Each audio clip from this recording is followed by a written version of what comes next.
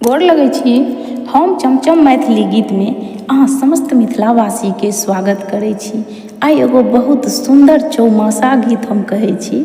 अहाँ सब ई गीत हमर जरूर सुनब, देखब और हमर चैनल के सब्सक्राइब, वीडियो के लाइक जरूर कऽ देबै। और सुनाबी सुंदर एगो गीत। हेरी रघुनाथ विशांबर स्वामी, कारण को न फिरे वन में हो। हेरी रघुनाथ विशांबर स्वामी, कारण कौन फिरे वन में हो। सावन सात कियोड़ जदस रथ, हर्ष भयो के कई मन में हो।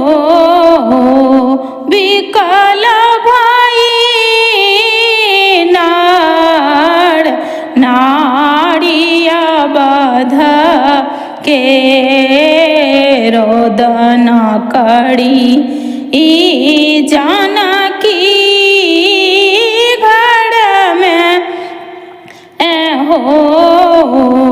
भादव मासा ठाठी तरुआरी या तर बूंद पहाड़ लगे तन में हो।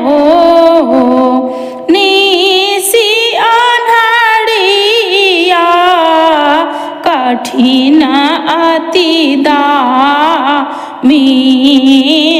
दमसिर हे धन में घन में हो।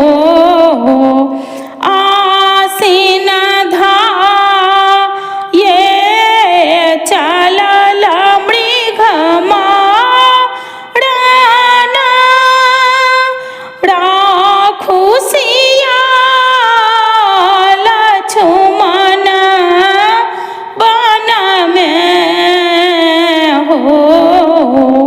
मारल मृग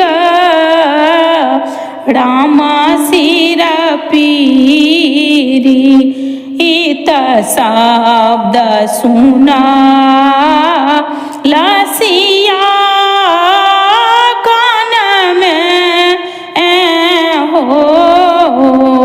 कार्तिक कठिन रूप रावण के, सिया हरल ओहि अवसर में। शंभुदासा